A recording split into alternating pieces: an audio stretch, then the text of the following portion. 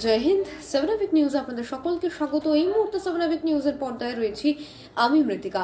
অসময়ে কেন লাইভ এলাম তার একটাই কারণ, যে এই মুহূর্তে দাঁড়িয়ে যে রায় আমাদের কাছে এসে পৌঁছেছে কলকাতা হাইকোর্ট তরফে, সেই অনুযায়ী চলতি বছরে কিন্তু হচ্ছে গঙ্গাসাগর মেলা। অবশ্যই এই রায় আগেও ছিল, কিন্তু এই রায় ওঠার পর, এই রায় হওয়ার পরও কিন্তু বেশ কয়েকটি মামলা হয়েছিল কলকাতা হাইকোর্টে, যেখানে আবেদন জানানো হয়েছিল যে কোনোভাবেই যাতে চলতি বছরে গঙ্গাসাগর মেলা না হয়, গঙ্গাসাগর মেলাকে আটকে দেওয়া হয়। তার কারণ চিকিৎসকেরা কিন্তু মনে করছেন গঙ্গাসাগর সুপার স্প্রেডার হতে চলেছে, সেই কারণে কিন্তু একাধিক মামলা হয়েছিল। তারপরে আজ কিন্তু কলকাতা হাইকোর্ট স্পষ্ট করে জানিয়ে দিল যে না, বন্ধ করা হচ্ছে না গঙ্গাসাগর মেলা, গঙ্গাসাগর মেলা কিন্তু হচ্ছে। তবে যে চেঞ্জেস রয়েছে সেটাও কিন্তু আপনাদেরকে বলার চেষ্টা করব। গঙ্গাসাগর মেলা নজরদারির জন্য পুরনো কমিটি ভেঙে নতুন কমিটি গঠনের নির্দেশ দিল কলকাতা হাইকোর্ট, এবং তাৎপর্যপূর্ণ হলো নতুন কমিটিতে রাখা হলো না রাজ্যের বিরোধী দলনেতা তথা বিজেপি বিধায়ক শুভেন্দু অধিকারীকে। শুভেন্দু অধিকারীকে কিন্তু এর আগে যে কমিটি গঠন করা হয়েছিল সেখানে কিন্তু রাজ্যের বিরোধী দলনেতাকে রাখার কথা বলা হয়েছিল, কিন্তু এবার কলকাতা হাইকোর্ট তরফে যে নির্দেশ দেওয়া হয়েছে সেখানে কিন্তু স্পষ্টতই জানিয়ে দেওয়া হয়েছে যে নতুন কমিটিতে কিন্তু শুভেন্দু অধিকারী নেই, তার বদলে 3 সদস্যের কমিটির বদলে কিন্তু 2 সদস্যের কমিটি গড়া হয়েছে। আর আজকে এই রায়ের সঙ্গে কিন্তু একগুচ্ছ নির্দেশও দিয়েছে কলকাতা হাইকোর্ট। পক্ষান্তরে কমিটি থেকে শুভেন্দুকে সরানো নিয়ে এদের জয় দেখছে রাজ্য সরকার। এই আপডেট কিন্তু আমার কাছে এই মুহূর্তে রয়েছে, অর্থাৎ চলতি বছরের জন্য কিন্তু গঙ্গাসাগর মেলা নিয়ে একটা জলঘোলাঘুলি যে হবে কি হবে না, শেষ পর্যন্ত কিন্তু কলকাতা হাইকোর্ট এর ওই অভিনন্দন মণ্ডলের চিকিৎসক অভিনন্দন মণ্ডলের যে মামলা ছিল, তারপরেও যে মামলা হয়েছিল তার রায় হিসেবে কিন্তু জানিয়ে দিল যে না, চলতি বছরে কিন্তু কোনোভাবেই বন্ধ করা যাবে না গঙ্গাসাগর মেলা। তো এই আপডেট দিকে এই মুহূর্তে নজর দেব। রাজ্যে কিন্তু কোভিড বাড়ছে দ্রুত গতিতে। এই পরিস্থিতিতে এই বছর, চলতি বছর গঙ্গাসাগর মেলা বন্ধ রাখা উচিত, এই আবেদন জানিয়ে কলকাতা হাইকোর্টে মামলা করেছিলেন চিকিৎসক অভিনন্দন মণ্ডল, এবং এর সঙ্গে কিন্তু আরো 5টি মামলা হয়েছিল। সব মামলাগুলি একত্র করে হাইকোর্টে শুনানি হয়েছিল, এবং শুনানির পর 3 সদস্যের একটি কমিটি গঠনের নির্দেশ দিয়েছিল হাইকোর্ট, এবং সেখানে কিন্তু রাখা হয়েছিল বিরোধী দলনেতা শুভেন্দু অধিকারীকে। কিন্তু বারংবার যে প্রশ্ন উঠছিল সে প্রশ্নটা হলো যে ওই কমিটিতে যারা রয়েছেন তারা কিন্তু কোভিড নিয়ে যথাযথ সিদ্ধান্ত নিতে পারবেন না, কারণ ওই কমিটিতে কোনো চিকিৎসক বা কোনো বিশেষজ্ঞকে রাখা হয়নি। পক্ষান্তরে রাজ্যের তরফে অরাজনৈতিক ব্যক্তিমুক্ত কমিটি গঠনের কিন্তু একটা দাবি জানানো হয়েছিল যে রাজনৈতিক কোনো ব্যক্তি এখানে থাকবেন না, অর্থাৎ নাম না করে রাজ্য চেয়েছিল যাতে কমিটি থেকে শুভেন্দুকে সরিয়ে দেওয়া হয়। রাজ্যের আর্জি ছিল নিরপেক্ষ রিপোর্টের ওই স্বার্থে কমিটি থেকে রাজনৈতিক ব্যক্তিদের কিন্তু সরাতে হবে। মঙ্গলবার হাইকোর্টের যে রায় সেটা কিন্তু এক প্রকার সেই দিকেই গেল বলে মনে করা হচ্ছে। শুধুমাত্র কিন্তু শুভেন্দুর থাকা নয়, এর আগেও যে প্রশ্নটা উঠেছিল যে কমিটিতে এমন লোকজনকে থাকতে হবে যারা জানবেন, যারা বিশেষজ্ঞ হবেন, যারা চিকিৎসক হবেন, এমন লোক কিন্তু এবারও রাখা হয়েছিল না, তা নিয়ে একটা প্রশ্ন উঠছে। এর আগে যে কমিটি 3 সদস্যের গঠন করা হয়েছিল সেখানে কিন্তু রাখা হয়েছিল রাজ্য মানবাধিকার কমিশনের চেয়ারম্যানকে। ওই পদে নিয়োগ কিন্তু এখনো পর্যন্ত আটকে রয়েছে। প্রশ্ন ওঠে যেই পদে নিয়োগই হয়নি সেই পদে সেই পদাধিকারী কি করে কমিটিতে থাকবেন, এবং এরপরে কিন্তু নতুন কমিটি গড়ার পক্ষে রায় দিয়েছে হাইকোর্ট, এবং কমিটিতে কোনো চিকিৎসক এবং স্বাস্থ্য বিশেষজ্ঞ না নিয়োগ করার কিন্তু আর্জিও জানানো হয়েছিল। জনস্বার্থ মামলাকারী আইনজীবী শ্রীল চক্রবর্তী বলেছেন যে হাইকোর্ট যে কমিটি তৈরি করেছে তা শুধু মেলা বন্ধ হবে কিনা সেই ব্যাপারে চূড়ান্ত সিদ্ধান্ত নেবে, অর্থাৎ যে কমিটি গঠন করা হয়েছে মেলার মধ্যে ঠিকঠাক কোভিড নিয়ন্ত্রণ হচ্ছে কিনা সেটা কিন্তু তাদের কাজ নয়। কোভিড নিয়ন্ত্রণ কিন্তু সম্পূর্ণভাবে করতে হবে রাজ্য সরকারকে। রাজ্য সরকারই কিন্তু সম্পূর্ণ কোভিড নিয়ন্ত্রণ করবে। শুধুমাত্র মেলা বন্ধ করার সিদ্ধান্ত কিন্তু এই কমিটির 3 সদস্য নিতে পারবে। তারা শুধু স্বাধীনভাবে মেলা বন্ধের সুপারিশ করতে পারবে, তারা কিন্তু মেলা বন্ধের সুপারিশ করতে পারবে, কিন্তু কোনোভাবেই মেলাতে কোভিড প্রোটোকল তারা মেনটেন করাতে পারবে না। এবং অবশেষে হাইকোর্ট পুরনো কমিটি ভেঙে নতুন একটি কমিটি তৈরি করেছে। নতুন কমিটিতে অবশ্য কোনো চিকিৎসক এবং স্বাস্থ্যকর্মীকে, স্বাস্থ্য বিশেষজ্ঞ কিন্তু রাখা হয়নি। এ নিয়ে কিন্তু আবারও প্রশ্ন তুলছে চিকিৎসক মহল। বলে দিচ্ছি আবারও কিন্তু পুরনো যে কমিটি ছিল সেখানে কিন্তু চিকিৎসককে রাখা হয়নি। চলতি যে কমিটি গঠন করা হলো 2 সদস্যের, সেখানেও কিন্তু কোনো রকম চিকিৎসক বা স্বাস্থ্য বিশেষজ্ঞ বা কোনো বিশেষজ্ঞকে কিন্তু রাখা হয়নি। হাইকোর্ট বলছে মেলা নিয়ে চূড়ান্ত সিদ্ধান্ত নেবে এই নতুন কমিটি, তবে কোভিড সংক্রমণ নিয়ে যাবতীয় বিধিনিষেধ এবং ব্যবস্থা করতে হবে রাজ্য সরকারকে। জিৎ ভট্টাচার্য লিখছেন গুড ইভিনিং, আপনাকেও জানাই গুড ইভিনিং। অনির্বাণ ঘোষ লিখছেন এইভাবে কি কোভিড-19 আটকানো যাবে? একেবারেই সেটাই আমাদেরও প্রশ্ন, এবং সচেতন মহলের সকলের প্রশ্ন, যে এই মুহূর্তে দাঁড়িয়ে কিন্তু সকলেই বলছেন যে রোজ আমরা দেখতে পাচ্ছি যে সকলেই বলছেন যে গঙ্গাসাগর কিন্তু সুপার স্প্রেডার হতে চলেছে। ইতিমধ্যে কিন্তু হরিদ্বারে বন্ধ করে দেওয়া হয়েছে মকর সংক্রান্তির যে পুণ্য স্নান, সেখানে দাঁড়িয়ে আমাদের রাজ্যে ইতিমধ্যে আপনারা কালকে 7 নিউজের পর্দায় দেখেছেন যে ইতিমধ্যে কিন্তু আউটরাম ঘাটে চলে এসেছেন, মানে যারা অন্যান্য স্টেটে থাকেন অন্যান্য স্টেট থেকেও কিন্তু আমাদের রাজ্যে ইতিমধ্যে পূর্ণার্থী ঢোকা শুরু হয়ে গিয়েছে এবং তাদের থেকে কিন্তু কোভিড সংক্রমণটা অনেকটাই ছড়াচ্ছে। আপনারা দেখেছেন যে সেখানেও কিন্তু কোভিডের টেস্টের ক্যাম্প করা হয়েছে, সেখানে কিন্তু প্রচুর মানে দর্শনার্থী কিন্তু ইতিমধ্যেই আক্রান্ত হয়েছেন কোভিডে। তারপরেও গঙ্গাসাগর মেলা করা হবে বা সেটা সুপার স্প্রেডার হবে কি না তা নিয়ে কিন্তু একটা চিন্তার ভাস থেকে যাচ্ছে। আপনারা এই বিষয়ে কি ভাবছেন আপনারা কিন্তু অবশ্যই কমেন্ট করে জানাতে পারেন। এবং এরপর যে সমস্ত গঙ্গাসাগর মেলা নিয়ে যে সমস্ত নির্দেশ দিয়েছে হাইকোর্ট সেটা এই মুহূর্তে আপনাদেরকে বলার চেষ্টা করব। গঙ্গাসাগর মেলা হচ্ছে কি বলছে কলকাতা হাইকোর্ট। কলকাতা হাইকোর্টের যেটা প্রথমেই বলা হয়েছে আপনাদেরকে বলেছি যে 2 সদস্যের নতুন কমিটি ইতিমধ্যেই গড়ে দেওয়া হয়েছে। কমিটিতে চেয়ারপারসন হিসেবে থাকবেন অবসরপ্রাপ্ত বিচারপতি সমাপ্তি চট্টোপাধ্যায় এবং রাজ্যের লিগাল সার্ভিস অথরিটির সদস্য সচিব, অর্থাৎ কোনো চিকিৎসক এবং কোনো বিশেষজ্ঞকে কিন্তু এই কমিটিতে রাখা হয়নি। রাখা হয়েছে কমিটির চেয়ারপারসন হিসেবে থাকবেন অবসরপ্রাপ্ত বিচারপতি সমাপ্তি চট্টোপাধ্যায় এবং রাজ্য লিগাল সার্ভিস অথরিটির সদস্য সচিব। শর্ত মানা হচ্ছে কিনা তার উপর নজর রাখবে এই কমিটি। জোড়া টিকা এবং সে শংসাপত্র না থাকলে কাউকে কিন্তু গঙ্গাসাগর মেলায় প্রবেশ করতে দেওয়া হবে না, এটা কিন্তু বলা হচ্ছে। আবারও বলছি যে যারা যাবেন বলে ভেবেছেন, এখনো যারা ভাবছেন যাবেন, তাদেরকে বলে রাখি অবশ্যই কোভিডের কত আক্রান্তের ওপর কিন্তু নজর রেখে তবেই ডিসিশন নেবেন। এবং বলা হচ্ছে জোড়া টিকা অর্থাৎ ডাবল ভ্যাকসিন না থাকলে এবং শংসাপত্র না থাকলে কিন্তু কাউকে গঙ্গাসাগর মেলা প্রাঙ্গণে প্রবেশ করতে দেওয়া হবে না। 72 ঘন্টা আগে আরটিপিসিআর টেস্টের রিপোর্ট নেগেটিভ না থাকলে কাউকেই প্রবেশ করতে দেওয়া হবে না, এটা কিন্তু আগে বলা হয়নি, এটা কিন্তু নতুন অ্যাড করা হয়েছে। আবারও বলছি 72 ঘন্টা আগে আরটিপিসিআর টেস্টের নেগেটিভ রিপোর্ট না থাকলে কিন্তু কাউকেই প্রবেশের ছাড়পত্র দেওয়া হবে না, এটা নিশ্চিত করতে হবে স্বাস্থ্য দপ্তরের প্রিন্সিপাল সচিবকে। অর্থাৎ এই নিয়মটা মেনে চলা হচ্ছে কিনা তার দায়িত্ব কে নেবে, সেই দায়িত্ব কিন্তু দেওয়া হয়েছে স্বাস্থ্য দপ্তরের প্রিন্সিপাল সচিবকে। আবারও বলে রাখছে জোড়া টিকা ডাবল ভ্যাকসিন না থাকলে কিন্তু আপনি ঢুকতে পারবেন না। এবার মুখে বললেই হবে না তুমি ভ্যাকসিনেটেড, আপনাকে কিন্তু শংসাপত্র আপনাকে দেখাতেই হবে এবং 72 ঘন্টা আগে আরটিপিসিআর টেস্টের নেগেটিভ রিপোর্ট না থাকলে কিন্তু আপনি গঙ্গাসাগর মেলায় ঢুকতে পারবেন না। এবং গোটা সাগরদ্বীপকে কিন্তু নোটিফাইড জোন হিসেবে ঘোষণা করতে হবে।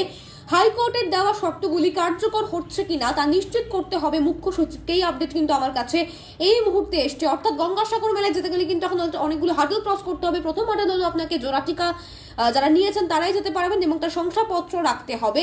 এবং যেটা প্রশ্ন উঠবে সেটা হলো ইতিমধ্যেই কিন্তু বহু দর্শনার্থী বহু পূর্ণার্থী কিন্তু ইতিমধ্যেই আমাদের পশ্চিমবঙ্গের মানে আমাদের কলকাতার আউটরাম ঘাটে চলে এসছে। সেখান থেকে তারা রওনা দেবেন আজ বা কালকের মধ্যে। তারা হয়তো এখনো পর্যন্ত তারা হয়তো জানতেই পারেনি যে এই জিনিসগুলো আনতে হবে। সেই ক্ষেত্রে কিন্তু একটা সমস্যার সৃষ্টি হতে পারে, সেই ক্ষেত্রে কিন্তু একটা পরিস্থিতি খারাপের দিকে যেতে পারে, কারণ তারা জানতেনই না যেগুলো তাদের ক্যারি করতে হবে বা তাদের সবার ভ্যাকসিন হয়েছে কিনা সেটাও কিন্তু আমরা জানি না বা জানা কিন্তু সম্ভবপর নয়। এবং দ্বিতীয়ত 72 ঘন্টা আগে আরটিপিসিআর টেস্ট করতে হবে। আরটিপিসিআর টেস্টের রিপোর্ট যদি না থাকে তাহলে কিন্তু আপনি গঙ্গাসাগরে ঢুকতে পারবেন না। এবং একটাই প্রশ্ন থেকে যাচ্ছে যে এত মানুষের সমাগম, প্রত্যেক দিন প্রায় 10-12 লক্ষেরও বেশি মানুষের সমাগম, যেটা অবশ্যই পুলিশ প্রশাসন বলে থাকে, যদিও এক্সাক্ট সংখ্যাটা নির্ধারণ করা সম্ভবপর হয়নি এখনো পর্যন্ত। সেই পরিস্থিতিতে দাঁড়িয়ে এনাদের প্রত্যেকের ভ্যাকসিন রয়েছে কিনা, এনাদের প্রত্যেকের রিপোর্ট হয়েছে কিনা বা আরটিপিসিআর হয়েছে কিনা সেই দায়িত্ব কে নেবে বা মানে মেলা শেষে কি দাঁড়ায় সেদিকে কিন্তু অবশ্যই আমাদের চোখ থাকবে। নির্বাঞ্জন ভৌমিক রিডিকিউলাস গভর্নমেন্ট। অনির্বাণ ঘোষ লিখছেন সার্কাস হচ্ছে। অবশ্যই আমরা আসলে বিভিন্ন বিশেষজ্ঞরা কিন্তু বারংবার জানাচ্ছেন যে এটা সুপার স্প্রেডারের দিকে যেতে পারে, সেই দিকে কিন্তু আমাদেরও চোখ থাকবে। এবং যারা এখনো ভাবছেন যাবেন তারা কিন্তু সমস্ত প্রিকশনস নিয়ে যাবেন। এবং এই মুহূর্তে দাঁড়িয়ে যাওয়াটা কতটা ঠিক হবে গঙ্গাসাগরে পূর্ণ করতে সেটা কিন্তু অবশ্যই একটা ভাবার বিষয়, ভেবেই কিন্তু পরবর্তী পদক্ষেপ আপনাদেরকে নিতে হবে।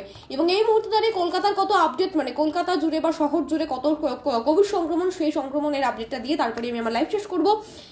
তো গত 24 ঘন্টায় কিন্তু দেশ জুড়ে আক্রান্তের সংখ্যা সামান্য কমেছে, একেবারে অনেকটা কমেছে বলবো না, সামান্য কিন্তু কমেছে। গত 24 ঘন্টায় দেশ জুড়ে কোভিড আক্রান্তের সংখ্যা 1,63,063 জন এবং মৃত্যু হয়েছে 277 জনের। এবং গত 24 ঘন্টায় রাজ্য জুড়ে কোভিড আক্রান্তের সংখ্যা 19,286। এই আপডেট কিন্তু আমার কাছে এই মুহূর্তে রয়েছে।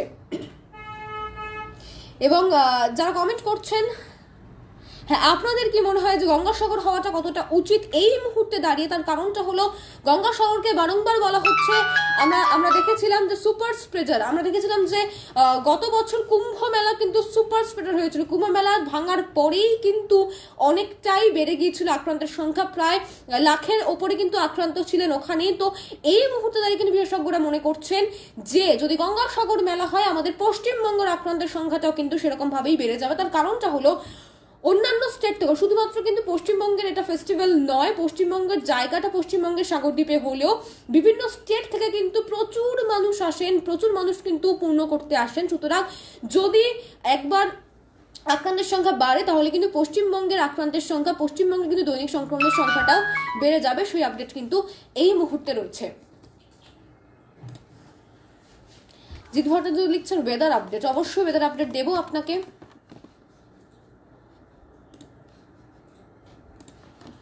এই মুহূর্তে কোভিড আপডেটটা দেবো, তারপর ওয়েদার আপডেট দেবো। আর সামান্য কমলো দেশের প্রাত্যহিক করোনা সংক্রমণ, যেমনটা বললাম সামান্য কমেছে, খুব একটা কিন্তু কমেনি। কেন্দ্রীয় স্বাস্থ্য মন্ত্রকের রিপোর্ট অনুযায়ী গত 24 ঘন্টায় দেশে দৈনিক সংক্রমণ 6.4% কমেছে। সংক্রমণের হারটাও কিন্তু কিছুটা কম। একদিনে মোট 15,79,728 জনের কোভিড পরীক্ষায় সংক্রমণ ধরা পড়েছে। অর্থাৎ কোভিডের টেস্ট কিন্তু দেশ জুড়ে হচ্ছে, তবে রাজ্য জুড়ে কোভিডের টেস্ট হচ্ছে না, এমন কিন্তু একটা অভিযোগ আমরা পেয়েছি। শুধুমাত্র আমাদের রাজ্যে ওমিক্রনে আক্রান্ত হলো 1247। এই আপডেট কিন্তু আমাদের কাছে রয়েছে। শীর্ষে রয়েছে মহারাষ্ট্র এবং তারপরেই কিন্তু রয়েছে আমাদের রাজ্য। আমাদের রাজ্যে মোট ওমিক্রন আক্রান্ত রয়েছেন 1247 জন। এই আপডেট কিন্তু আমাদের কাছে রয়েছে। অনির্বাণ ঘোষ লিখছেন একদমই উচিত নয়, একেবারেই যারা সচেতন মনস্ক মানুষ তারা বারংবার বলছেন যে হ্যাঁ, অন্যান্য যেমন আমরা দুর্গাপূজার ক্ষেত্রেও দেখেছিলাম, চলতি বছর দুর্গাপূজা তাও হয়েছে, কিন্তু গত বছর দুর্গাপূজা অর্থাৎ 2021-এরটা হয়তো 2020 দুর্গাপূজা কিন্তু আমরা সেভাবেই কাটিয়েছি। এত বড় ফেস্টিভ্যাল যদি বন্ধ করা যায়, আমরা অবশ্যই বলছি না যে গঙ্গাসাগর মেলা বন্ধ করতে হবে, কিন্তু গঙ্গাসাগর মেলা যদি করা হয় সমস্ত কোভিড প্রোটোকল মেনেই কিন্তু গঙ্গাসাগর মেলা করা উচিত। সেই কথাই কিন্তু আমরা বলছি। যারা যাচ্ছেন তারা অবশ্যই সমস্ত প্রোটোকল মেনটেন করার চেষ্টা করবেন। এবং আমরা দেখতে পাচ্ছি যারা ইতিমধ্যেই আউটরামগামে মানে ঘাটে পৌঁছে গেছেন, এখান থেকে যারা যাচ্ছেন কারোর মুখে কিন্তু সেরকম মাস্ক নেই। মাস্ক থাকলেও সেটা থুতনিতে, এবং সেখানেও কিন্তু কোভিড আক্রান্তের সংখ্যা অনেকটাই বাড়ছে। সুতরাং যা করতে হবে সেটা কিন্তু অনেক সাবধানে করতে হবে এবং সমস্ত রকম কোভিড প্রোটোকল মেনেই করতে হবে। ইতিমধ্যেই যে আপডেট এসছে আমার কাছে যে কোভিড আক্রান্ত হয়েছেন সাহিত্যিক শীর্ষেন্দু মুখোপাধ্যায়। কোভিড আক্রান্ত হয়েছেন শীর্ষেন্দু মুখোপাধ্যায়, আপডেট কিন্তু এই মুহূর্তে আমার কাছে রয়েছে। এবং গঙ্গাসাগর মেলা নিয়ে যে আপডেটটা দেবো এই মুহূর্তে, হাইকোর্ট যেটা বারংবার বলছে যে 2টি টিকা নিলে এবং তার শংসাপত্র থাকলে কিন্তু তবেই সাগরে যেতে দেওয়া হবে। তবে কেউ 2টি টিকা নিয়েছেন কিনা তা কিন্তু নিশ্চিত করতে হবে স্বাস্থ্য এবং পরিবার কল্যাণ দপ্তরের মুখ্য সচিবকে। অর্থাৎ 2টো টিকা আপনি নিয়েছেন কিনা সেটা কিন্তু গঙ্গাসাগর মেলায় যাওয়ার পর নিশ্চিত করতে হবে রাজ্যকেই। মানে ওখানে কিন্তু অন্য কোনো ভলেন্টিয়ার রাখা হবে না, নিশ্চিত করার জন্য নিশ্চিত কিন্তু করতে হবে স্বাস্থ্য এবং পরিবার কল্যাণ দপ্তরের মুখ্য সচিবকেই। আরো বলা হয়েছে মেলায় যাওয়ার 72 ঘন্টা আগে আরটিপিসিআর পরীক্ষা করাতে হবে, রিপোর্ট নেগেটিভ এলেই গঙ্গাসাগর যাওয়ার ছাড়পত্র দেওয়া হবে। শর্ত মানা হচ্ছে কিনা তার উপর কিন্তু নজর রাখবে এই কমিটি। এবং একই সঙ্গে বলা হয়েছে গোটা সাগর দ্বীপকে কিন্তু নোটিফাইড জোন হিসেবে ঘোষণা করতে হবে। হাইকোর্টের দেওয়া শর্তগুলি কার্যকর হচ্ছে কিনা তা কিন্তু নিশ্চিত করতে হবে মুখ্য সচিবকেই। এই আপডেট এই মুহূর্তে আমার কাছে রয়েছে। অর্থাৎ যারা গঙ্গাসাগর মেলায় যাবেন বলে ডিসাইড করছেন এই মুহূর্তে আমরা যারা দর্শক রয়েছেন বা তাদের প্রিয়জন পরিবারের কেউ, তাদের কিন্তু অবশ্যই কোভিড বিধি মেনে চলতে হবে। এবং জিৎ ভট্টাচার্য বলেছিলেন ওয়েদার আপডেটের কথা, আমি এই মুহূর্তে ওয়েদার আপডেটটা বলে তারপরে কিন্তু এই লাইভ শেষ করবো। যদি আর কারোর কোনো কমেন্ট করতে হয় বা আর কারোর যদি কোনো মত থাকেন আপনারা কিন্তু অবশ্যই আমাকে কমেন্ট করে জানাতে পারেন। উত্তর পশ্চিম ভারত থেকে পশ্চিমী ঝঞ্ঝা কিন্তু ভারতের দিকে এগোতেই বঙ্গে মুখ থুবড়ে পড়ে গিয়েছে শীত। অর্থাৎ যারা এখনো শীতের আশায় বসে আছেন যে তিলোত্তমার বুকে এখনো শীত নামবে, তারা কিন্তু কার্যত এক প্রকার হতাশই হবেন। আলিপুর আবহাওয়া দপ্তর জানিয়ে দিয়েছে তাদের পূর্বাভাসে যে মঙ্গলবার থেকে রাজ্যের বিভিন্ন জেলায় বৃষ্টি শুরু হয়ে যাবে। বুধ এবং বৃহস্পতিবার রাজ্যের প্রায় সব জেলাতেই কম বেশি বৃষ্টিপাত হতে পারে। কোনো কোনো এলাকায় বজ্রবিদ্যুৎ সহ কিন্তু বৃষ্টির সম্ভাবনা প্রবল। অর্থাৎ আজ থেকেই কিন্তু বৃষ্টির সম্ভাবনা ছিল, কিন্তু বুধ এবং বৃহস্পতিবার কিন্তু রাজ্যের প্রায় সব জেলাতেই কম বেশি বৃষ্টি হতে পারে। কোনো কোনো এলাকায় বজ্রবিদ্যুৎ সহ বৃষ্টির সম্ভাবনাও প্রবল। ডুয়ার্স থেকে শান্তিনিকেতন, হাওড়া, কলকাতা সব জায়গাতেই কিন্তু রাতের পারদ বাড়ছে তরতরি। অর্থাৎ অর্থাৎ রাতে একটা যে হিমেল শীত সেটা কিন্তু এই মুহূর্তে আর নেই। এবং হাওয়া অফিসের পূর্বাভাস অনুযায়ী কলকাতা এবং তার আশেপাশের এলাকার আকাশ কিন্তু মেঘাচ্ছন্ন থাকবে। আজকের সর্বোচ্চ এবং সর্বনিম্ন তাপমাত্রা, সর্বোচ্চ থাকবে 26 ডিগ্রি এবং সর্বনিম্ন তাপমাত্রা থাকবে 18 ডিগ্রি সেলসিয়াস, অর্থাৎ শীত একেবারে নেই বললেই চলে। মঙ্গলবার অর্থাৎ আজ সর্বোচ্চ তাপমাত্রা হতে পারে 27.6 ডিগ্রি সেলসিয়াস, যা স্বাভাবিকের তুলনায় 2 ডিগ্রি বেশি, এবং সর্বনিম্ন হতে পারে 18.6 ডিগ্রি সেলসিয়াস, যা স্বাভাবিক মানে অর্থাৎ শীতকালে যেটা স্বাভাবিক তার থেকে কিন্তু 4 ডিগ্রি বেশি। এবং সম্ভাব্য অকাল বৃষ্টির ব্যাপারে কিন্তু কৃষকদের বিশেষ সতর্ক করে দিয়েছে হাওয়া অফিস এবং রাজ্যের কৃষি দপ্তর। জোরালো বৃষ্টি শুরু হওয়ার আগেই ক্ষেতের পাকা ফসল তুলে ফেলতে বলা হয়েছে। জমির জল যাতে দ্রুত নেমে যায় সেই বিষয়ে কিন্তু ব্যবস্থা করতে হবে, এমনটা বলা হয়েছে। পশ্চিমী ঝঞ্ঝা হলো ভূমধ্যসাগরীয় এলাকা থেকে বয়ে আসা ঠান্ডা এবং ভারী বায়ু। তার প্রভাবে প্রতি বছর শীতে কাশ্মীর সহ দেশের বিভিন্ন পাহাড়ি এলাকায় কিন্তু তুষারপাত হয়, বৃষ্টি হয় উত্তর পশ্চিম ভারতে, এবং ওই তুষারপাত যেটা হচ্ছে এবং ওই বৃষ্টিপাতের ফলেই কিন্তু কনকনে ঠান্ডা হাওয়া আমাদের অঞ্চলটায় আসে। কিন্তু ঝঞ্ঝা যে সময় সক্রিয় থাকে সে সময় কিন্তু উত্তরে হাওয়াটা বইতে পারে না। চলতি মরশুমে একাধিক শক্তিশালী পশ্চিমী ঝঞ্ঝা পূর্ব ভারতের দিকে বয়ে আসার ফলে কিন্তু পূর্ব ভারতে শীতকালে বৃষ্টি হচ্ছে এবং বাড়ছে সর্বনিম্ন তাপমাত্রা। অর্থাৎ জিতবাবু জানিয়েছিলেন যে ওয়েদার আপডেট কি রয়েছে আপনাকে জানিয়ে দিলাম যে আজ থেকে বৃষ্টি শুরু হয়ে যাওয়ার কথা ছিল, কিন্তু আজকে কিন্তু হালকা থেকে হালকা বৃষ্টি হলেও আগামীকাল থেকে অর্থাৎ বুধ বৃহস্পতিবার কিন্তু রাজ্য জুড়ে এবং দক্ষিণবঙ্গের জেলা জুড়ে কিন্তু বৃষ্টির একটা সম্ভাবনা রয়েছে। লাইভ এখানেই শেষ করছি, সকলে ভালো থাকবেন। যে আপডেটটি এসেছিলাম যে গঙ্গাসাগর মেলা কিন্তু চলতি বছরের জন্য হচ্ছে, গঙ্গাসাগর মেলা কিন্তু বন্ধ করা হয়নি, আর যারা যাবেন অবশ্যই প্রিকশনস নেবেন। এবং যারা এই মুহূর্তে আমার লাইভ দেখছেন, যাদেরকে নিজের কাজে রুটির জন্য বাইরে বেরোতে হচ্ছে, তাদেরকে বলে রাখি যেমন মাস্ক ইউজ করবেন। আমি এই মুহূর্তে সিঙ্গেল মাস্ক ইউজ করছি, কারণ আমি এই মুহূর্তে ঘরে রয়েছি, আমাদের স্টাফরা সবাই আমরা মাস্ক পরে রয়েছি, সেজন্য আমি এই মুহূর্তে সিঙ্গেল মাস্ক ইউজ করছি। যারা বাড়ি থেকে বাইরে বেরোবেন তারা কিন্তু অবশ্যই সার্জিক্যাল মাস্ক ইউজ করলে ডাবল মাস্ক ইউজ করবেন। কাপড়ের মাস্ক ইউজ করলে কিন্তু শুধুমাত্র কাপড়ের মাস্ক ইউজ করলাম তেমনটা কিন্তু করবেন না। কাপড়ের মাস্ক ইউজ করার আগে ভেতরে কিন্তু সার্জিক্যাল মাস্ক পরে তার উপরে কিন্তু কাপড়ের মাস্ক ইউজ করবেন। সবচেয়ে ভালো যদি আপনারা N95 মাস্ক ইউজ করতে পারেন, ওখানে সব থেকে সেফ। এবং অবশ্যই স্যানিটাইজার ইউজ করবেন। যারা বাড়ি থেকে বাইরে যাচ্ছেন মানে ব্যাগের এমন জায়গায় স্যানিটাইজার রাখবেন যেখান থেকে আপনি সহজেই যেটা বার করতে পারেন। বাসে, ট্রামে, যেখানেই ট্রাভেল করছেন সেই ট্রাভেল থেকে আপনার গন্তব্যে নেমে কিন্তু অবশ্যই ব্যাগ থেকে স্যানিটাইজার বার করে আগে হাত স্যানিটাইজ করবেন, তারপরেই কিন্তু চশমা, চুল বা মাস্ক বা মোবাইল ফোন ধরবেন। এবং দূরত্ববিধি যেটা মেনটেন করা ভীষণ কঠিন আজকের দিনে দাঁড়িয়ে আমরা জানি, যারা যাতায়াত করি বাইরে তাও দূরত্ববিধি মেনটেন করার চেষ্টা করবেন। ভিড় জায়গা কিন্তু এড়িয়ে চলতে হবে। সকলে ভালো থাকবেন, সেফ থাকবেন এবং দেখতে থাকবেন 7 এভিক নিউজ। জয় হিন্দ।